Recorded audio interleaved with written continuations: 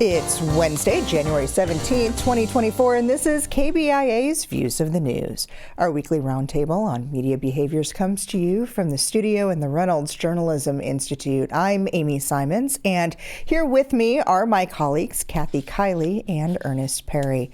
On our program this week, the official start to the 2024 election season, the Iowa caucuses. We'll talk about the coverage from Monday night. Hearings this week in Jefferson City as lawmakers examine changes yet again to the Missouri Sunshine Law. And it was the most ever streamed event in U.S. history, the Chiefs Wild Card win against the Dolphins. We'll talk about the winners and losers from Saturday night's game. And a lot more that hopefully we'll get to before our half hour is up today. But we're going to start with the sale of the Baltimore Sun. Why, you ask, are we choosing to lead a program about media in mid-Missouri with a discussion about the sale of a newspaper on the Eastern Seaboard? Well, this one has some nuance. It's kind of noteworthy. This is the first time in nearly 4 decades that paper will be locally owned. And that's something we've talked about on this program as being really important to get newspapers out of the hands of hedge funds like Alden Global Capital, which has been known to gut papers across the country. And the buyer is a guy by the name of David D. Smith. Here's where it gets interesting. Smith is the chairman of Sinclair Incorporated. Yes, that's Sinclair, the television ownership group that we've talked about so many times for its ties to the Trump administration, its must-run commentaries, and so on. So where do you, Earnest, fall on this one? Is this purchase good for the Baltimore Sun and for some of the other regional papers in that area, or not so much? Well, I mean, when you look at the reasons that have been given by Smith and others for the purchase, it does seem like a good thing. He's from Baltimore, Sinclair, and the Sinclair station started with the station that was purchased by him about four decades ago in Baltimore. So he says that he wanted to basically purchase the Sun and these other papers in order to bring in more local control and have more local news in the newspaper. And it's sort of a way for him to basically say, hey, I'm giving back to the community that I know, the community that I've grown up in, and this is the way I want to do it. So unlike some other attempts to bring local ownership to the Baltimore Sun as recently as 2-3 years ago, this offer was accepted in large part because it was fully funded. He was paying for it himself. Apart from his role in Sinclair, where or how do we kind of see that separation shaping up here? Well, as you pointed out, he purchased this from Alden Capital, which is it's been nicknamed pretty aptly, I think, a vulture capitalist corporation because they have really stripped and hollowed out the newsrooms that they have purchased. So as Earnest said, this could be a hopeful sign. The question, though, is what will happen now that this owner, who, as you also pointed out, has had a tendency to mix his own political points of view with that of his news operations, will he keep hands off on the editorial staff? The Baltimore Sun has a storied history of doing great reporting and recently won a Pulitzer Prize for local reporting that drove a corrupt mayor out of office.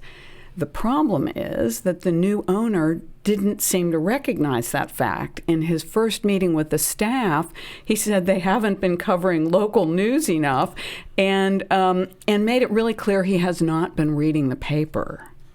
So I think the question is, how is he going to proceed? He really demoralized the staff in that first meeting. These are papers just like the St. Louis Post-Dispatch or the Kansas City Star in our own state, which have been working on very limited, very reduced resources and still doing great work.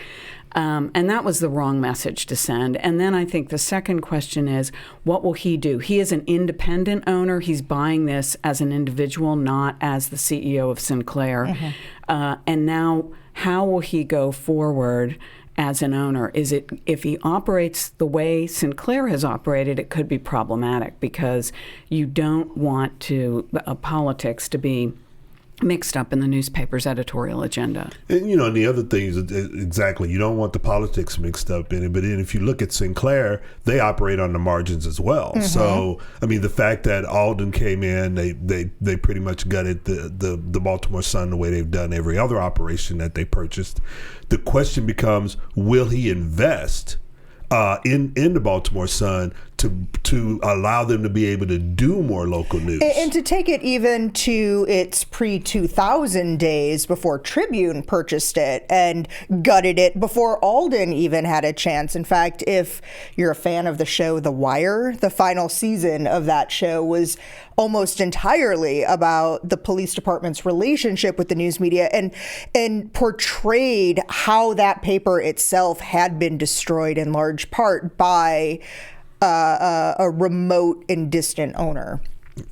So there's also news out west at another former Tribune Company newspaper that was bought up by a local billionaire. Kevin Merida stepped down from his position as executive editor at the Los Angeles Times on Friday, applauded by hundreds of staffers as he departed the building. Now, the official company line here is that the split was a mutual decision that was agreed to by both Kevin Merida and the paper's owner. But insiders say that this wasn't much of a surprise, that there hadn't been a strong relationship between the two, and that since November, it had broken down even further to a point where it was almost a stalemate. Yeah, and I've known Kevin Merida for over 40 years, and we go all the way back to my days in journalism in Texas, and it's almost like you could sort of see this coming when you had this new owner who came in and wanted to have influence within the newsroom and what the newsroom was doing, and that's just not the way that Kevin operates. He truly believes in the separation of the business side from the news side, and that ownership shouldn't have the kind of influence that the new owner wanted to have, and so they kind of butted heads from pretty much from the beginning, and I think it is just sort of escalated from that point. And Kevin said, "Hey, I'm not going to do this." But he's had a history of this. I mean, he had the same issue when he was working at the put together the Undefeated with ESPN, and then ESPN came in and some executives there said, "Hey, we want to do this, we want to do that," and Kevin's like, "Whoa, wait a minute, that's not the agreement that we had when we started this," and thus he moved out of the Undefeated. So this is not new when you talk about Kevin Merida and the way in which he operates as a journalist and as a journalism executive. Go ahead, Kathy. Full disclosure, I too go way back with Kevin Merida because we were members of the Texas Press Corps together in Washington, and I think it's a remarkable testament to his being a reporter's editor, which is what you've just described, Earnest, that he did get a standing ovation as he left. He handled this in a really classy way, I think. But I think the larger story here, we have talked and applauded the elevation of Kevin and other people who aren't white males to various positions of power in newsrooms. But let's face it, this opportunity is coming for all of these people because things in the news business aren't so good. And Kevin had to preside over a round of layoffs that he said it himself, had to be excruciatingly painful. And the fact that he's out there fighting is great, but I think we really have to ask ourselves, what are people inheriting here? And it's a big mess. And I think he did the best he could, but did the right thing, wasn't going to knuckle under to cuts that he thought were going to be damaging to the newsroom. In addition to cuts, there's a story on our Links blog and a series of stories that are coming out as you talk about the reporter's editor, that some of the disagreements that were coming, and this is all coming from anonymous sources within the newsroom, were also the result of meddling on the part of the ownership, that Kevin had made a decision to force recusal on the 20 or so staffers who had signed an open letter joining close to 1,500 journalists that was condemning Israel and requesting certain language be used in coverage, that the owner had been meddling on some stories as it related to science and health reporting, citing his background in science and medicine, and that it was also as much about not letting the journalists do the journalism. Yeah, no, absolutely, and again, like I said, that's something that Kevin felt really strongly about him. He is a journalist. He's like, hey, look, we need to have some sort of dividing line between, what the owner believes should happen and what journalists should be doing. In other words, we need to be able to say, hey, we are presenting the facts as they're happening without any kind of partisanship or opinion or that sort of thing, and we leave the opinion page to the opinion page. Well, and one of the quotes that was in the stories you can find on our links blog was saying that, we can start by applauding the big billionaires who are coming in to save local news. We're talking about what could be happening in Baltimore. We talk about this here with the Los Angeles Times. We've talked about it with Jeff Bezos and the Washington Post. And what that insider was saying is that when you have a Jeff Bezos who buys the Washington Post, he's made it really clear his attitude is to learn and let the journalists do the journalism, and that the people in the newsroom weren't experiencing or seeing or witnessing that same interest in learning, as opposed to having a position they wanted covered as well. Yeah, it's like you don't want the owner of the team to also try to be the coach. Right? It's the same thing here. Let the professionals do their job. Publishers have a role to play. Well, and the LA Times does not have a publisher. Right. Well, that's another one of the challenges here as well. It's like the owner trying to be the general manager. Right. No, absolutely. And I mean, I think it does go back to one of the points that you were making about this is a mess. I mean, what's happening with traditional journalism right now? I mean, we've talked about the disruption. I think it's gone way past disruption at this point to what kind of environment, what kind of ecosystem, both on the business side as well as on the news producing side, are we going to have? And right now you have these these owners who are coming in, be they Alden or be they individuals like Smith come in and buy. At some point they're going to go like, wait a minute, I can't continue to put money into this and dump money into this and not see some return on investments. And when that happens, or that doesn't happen, you start to see the layoffs. You start to see the pulling back. I mean, we've seen Jeff Bezos did the same thing with the Washington Post. It was happening with the LA Times. You could almost see it happening in Baltimore, even though you have someone who just basically purchased this for over $600 million.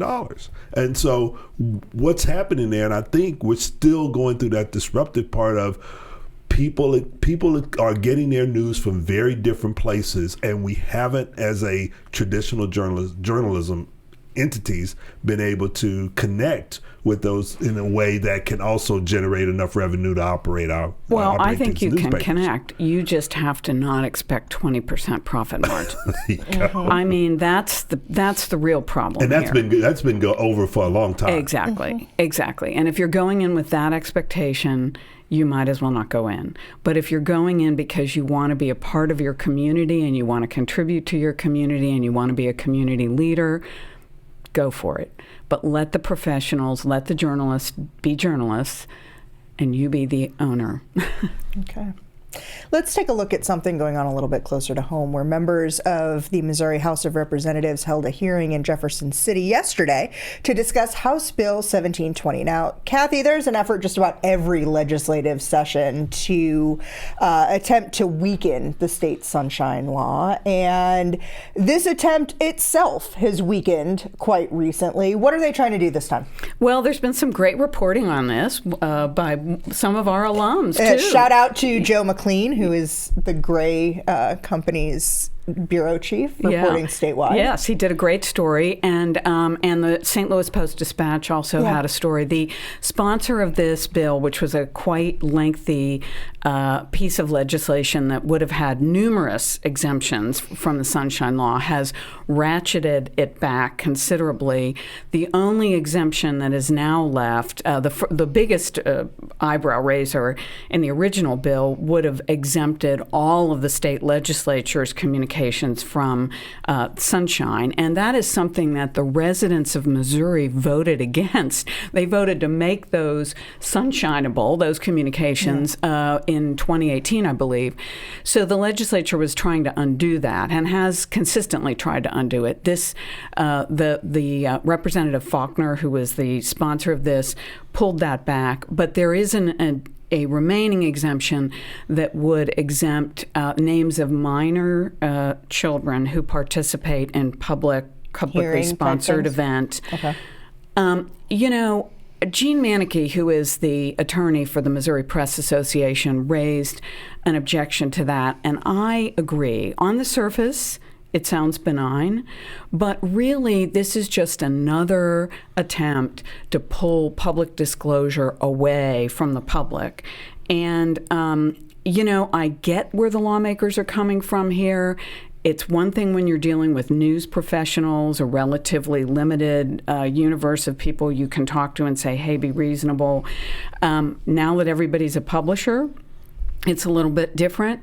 But I do think the more exemptions we put into the law, the more broadly those can be interpreted, and the less the public really gets to see about what's going on in the government. A public program that minors participate in, we want to know, is that an effective program? Right. Mm-hmm. Who's getting to participate in it? Are the minors rich kids? Are they people who need public assistance? These are all questions we might want to have answers to. So I think, the bottom line is, if we know somebody's watching, we tend to behave better. And the Sunshine Law, it was originally passed 50 years ago, was a page and a half. Now it's like 30-plus pages, and most of those 30-plus pages are exemptions. So I think the public should be wary when they see any exemption being offered. No, I'm in total agreement with that. I mean, just this, if they get this exemption, they're going to ask for another exemption. Mm-hmm. I think you made a perfect analogy. Starts off as a page and a half, and now it's 30 pages because, we need to exempt this, we need to exempt that, and every time you add an exemption, you lose transparency, and that's to me where I think the taxpayers and the voters basically said in 2018, hey, that's not what we want. We want to have that transparency and be able to see what our government officials, be they bureaucrats or elected officials, are doing. Well, and so, I can't shake that feeling that many of the provisions that were in the original bill have been pulled back, in part because perhaps Faulkner is hoping if he can get the one past the goalie next year, he can bring back one more, and the year after that, one more, and eventually get all of those provisions that certain members of the legislature are looking for, that all at once may be really alarming. Yeah, and I wouldn't put this just on Representative Faulkner. The legislators, and the governor. Yes, a major attempt, and we don't see a lot of support even from the Attorney General's office, which is supposed to enforce this law. This is a law that reporters use it a lot, but it is really the public that uses it even more. Mm-hmm. So it's a public issue. And it is the thing that really bothers me about this is that it's not just the Republicans. When they're in power, they do it. When the Democrats in power, they want exemptions. It's like everyone wants to sort of hide behind some sort of exemption, some sort of shield, so that the taxpayers and the voters can't see what's going on. Yes, if you're in power. And I will remind our listeners that the Sunshine Law was signed into law by a Republican governor and first enforced by a Republican Attorney General, Kit Bond and Jack Danforth. So it's really a question of who's in power and who has something they want to hide. Right. Okay. Well, that chill in the air means only one thing. Voters in Iowa and New Hampshire are getting the ball rolling on the 2024 election season. Monday night, Republicans braved the conditions to caucus, overwhelmingly supporting Donald Trump. Nothing here was unexpected, except maybe how quickly the networks called it for Trump. Yeah, they called it that morning almost. Yeah, I mean, they were using the entrance polling, and a lot of people were really upset about the networks calling it so early because the surrogates were still speaking in many of the caucus locations. There hadn't been an actual vote cast yet. Yeah, super tacky. When will we learn? And it's just why? Because you want to be the first organization to state the obvious that Donald Trump is winning. I mean, there were the Iowa poll, which is terrific, by Ann Selzer, predicted this. And so why did you have to rush to judgment while people are still deliberating? Because they had nothing else to talk exactly. about. And that is the problem. We really should be talking about the issues that the Iowa voters are confronting, but that requires time, money, and reporting. And instead of just having panels on, just trying to fill air endlessly on who's going to win and who's not going to win, what are the candidates? What's the substance of what the candidates are offering, and what is the substance of what the voters are dealing with? And we still are not doing that. Yeah, but I mean, if you pull it all back. Mm-hmm. We're basically looking at a rematch of the general election that we just had 4 years ago. Okay, and we've been litigating ever since. And we've been litigating ever since. It never ends. And it's almost like we're trying to the national media, especially the cable outlets, are sort of trying to prepare the country for the final showdown between Joe Biden and Donald Trump. This is it. This is mano a mano, and it's.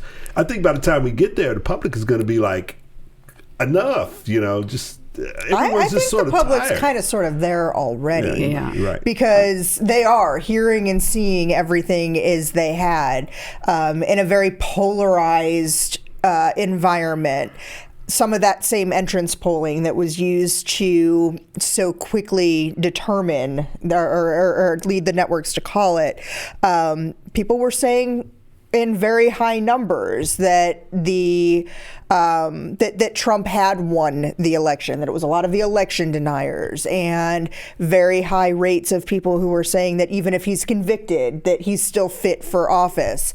And then you're going to also find those in that mano a mano showdown again, who are equally as far encamped on the left. Yeah. But, and here's the thing. Yeah. Joe Biden and Donald Trump are not inherently interesting anymore. I mean, we know who these people are. Right. So why don't we, I am less interested in Donald Trump and Joe Biden than the people who are voting for Donald Trump. Why would you want to vote for someone who, I don't know, I wouldn't want him babysitting my kid? And why would you want to vote for someone who has all this legal baggage and who is kind of, it is so problematic in so many ways. The story to me is not what has Donald Trump said or tweeted or whatever today. The story is, why are there people who want to vote for him? What's their story, right? And I think that would be far more revealing than any of this, studio wrestling. But, I think you can take it further. Why don't we do stories on what are people really concerned about? Amen. I mean, if you look at all the economic indicators, this country has fared pretty well coming out of the pandemic, but you wouldn't. You'd never know it. You'd never know that. Those are the stories that I think we need, that the news media needs to be out there talking about. It's like not who's going to vote for whom, but looking at it in terms of, what are my concerns? Am I doing okay economically? I know what the economic indicators say, but here's the issues that I'm concerned about. Those stories are, I think that they're being done, but they are so removed they're from not the being everyday. Shown on prime time Right. every night. And they are not. And that, I think, you've just nailed it. I think that would be actually helpful to the candidates. Yes. if they were concerned about that. Exactly. Well, okay. Saturday night, the Kansas City Chiefs fans played a part in NFL and internet history, counting themselves among the 23 million viewers to watch the AFC Wild Card game streaming on Peacock, signaling the first time an NFL playoff game was only available on a premium subscription streaming site. NBC said in a release that the game was the most ever watched live stream event and was responsible for 30% of all internet use in the U.S. Saturday night, the single most ever amount of bandwidth sucked up on a single date. It's a touchdown for the NFL and Peacock, but not so much for fans. No. And I understand that they're glowing and they say, hey, this is a success. Well, you have to attribute it to, number one, there was nothing else to watch. Number two, it was cold everywhere in the entire country. And people are like, hey, I'm stuck at home. I'm going to go ahead and sign up for this. The question becomes, what happens at the end of the month when the $5.99 comes due? I can tell you right now what happens at the end of the month when the $5.99 comes due. Most people are going to forget about it and get charged $5.99 again. Well, you're probably right. But the question is, will they get charged $5.99 the second month? That's what Peacock is hoping, obviously. And I think fans just really see through this. And interestingly, you're already seeing pushback from the political front. Right. Here's an issue where the members really understand the voters. And this is the first time in 50 years that, the second time ever in the first in 50 years that a playoff game wasn't available somewhere on free TV. Exactly. And that has caused, there was one lawmaker, Pat Ryan, who I think is a Democrat from New York, who is raising the issue, hey, NFL, what about that antitrust exemption we give you, with the taxpayer money? What service are our taxpayers getting? And I think you're going to hear that more and more. I think you're right. I'm going to tell you, as a Pittsburgh fan, I was praying we did not draw that slot, because people are infuriated if you can't see your team on the air somewhere. Well, I mean, the draw was the Chiefs, and that sort of pulled everybody in, and then you had the Dolphins, which pulled in Florida and probably some people from New York, and it's just one of those things where you kind of go, wait a minute, has the NFL and NBC overstepped? And the question becomes, is that pushback going to be sustainable to maybe force the NFL to say, hey, we need to look at this and determine whether or not we want to do this I also look at again. the regular season games, though, on Amazon, and I almost have to wonder if we've crossed the Rubicon. Well, a lot of those, there are some good regular season games with on Amazon Prime, but a lot of those games are not the marquee games. Those marquee games are still on network television or on the cable where everyone has access to look at it. Okay, very quickly before we go, because we don't have a lot of time yet, but we have to talk about that amazing photo from the Kansas City Star photographer. Great work by the photographer. Right, being there at that instant when Mahomes' helmet cracked and broke. Classic case of being in the right place at the right time, anticipating action that you don't know you need to anticipate. Absolutely. And kudos to the photo editor from the Kansas City Star who posted that on social media and pointed out, I get to edit in the warmth of my office. These reporters are out in the cold trying to make their fingers move at the right moment. Right, absolutely. Amazing journalism. And telling that story. Well, that music means we're out of time for this week. I'd like to thank you for spending the last half hour with us. Read more about everything we talked about on our links blog under the programs and podcast tabs at kbia.org. We're also available wherever you get your podcast downloads, including iTunes, Spotify, and Stitcher. Like us on Facebook or follow us on X, formerly known as Twitter. Our handle there is @ViewsOnKBIA. These are all great ways to watch and listen to the program again, leave comments, questions, and see what we'll be talking about next week. Our thanks to RJI's Travis McMillan for directing today's show, to Kia Thomas for handling the audio, Tim Pilcher composed our theme music, and Nate Brown is our social media manager. I'm Amy Simons. Join us again next week for another edition of Views of the News.